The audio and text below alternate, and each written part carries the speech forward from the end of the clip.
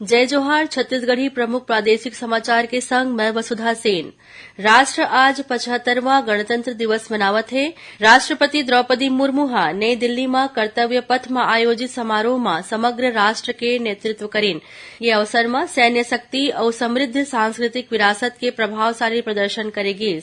गणतंत्र दिवस के अवसर में आज नई दिल्ली के कर्तव्य पथ में बस्तर के आदिम जन संसद विषय ऊपर केंद्रित छत्तीसगढ़ के झांकी प्रस्तुत करेगी। झांकी केंद्र सरकार के थीम भारत लोकतंत्र की जननी ऊपर आधारित रही। छत्तीसगढ़ में घलो गणतंत्र दिवस उत्साह के संग मनाएगी। राज्यपाल विश्वभूषण हरिचंदन हा राजधानी रायपुर के पुलिस परेड ग्राउंड में ध्वजारोहण कर परेड के सलामी लीन। ये अवसर में उमन किहिन की गणतंत्र दिवस जन जन के अधिकार और संवैधानिक मूल्य मन के प्रति अपन आस्था ला मजबूत करे के अवसर आए। उन्हें मुख्यमंत्री विष्णुदेव साय हा जगदलपुर में ध्वजारोहण कर परेड के सलामी लीन। ये अवसर में उमन किहिन की प्रधानमंत्री नरेंद्र मोदी के नीति योजना कार्यक्रम और अभियान मन के सेती पाछू लगभग एक दशक में देश हा सब्बो क्षेत्र में बड़े बड़े सफलता पाए है।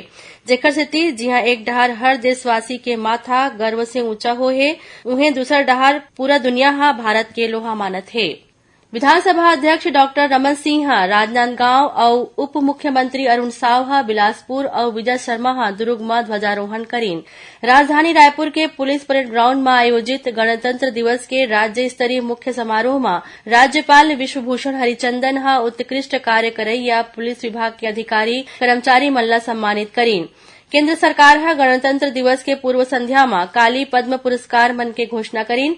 ए बखत छत्तीसगढ़ के 3 जन विभूति मन ला पद्मश्री अलंकरण ले सम्मानित करे जाही। एमा रायगढ़ के कथक नर्तक पंडित रामलाल बरेठ, नारायणपुर के वैद्यराज हेमचंद मांझी और जसपुर के जागेश्वर यादव शामिल हैं।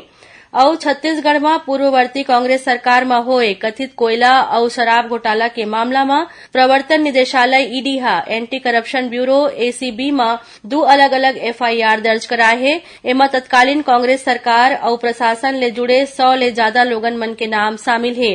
ये रही सब तक के प्रमुख प्रादेशिक समाचार। जय जोहार।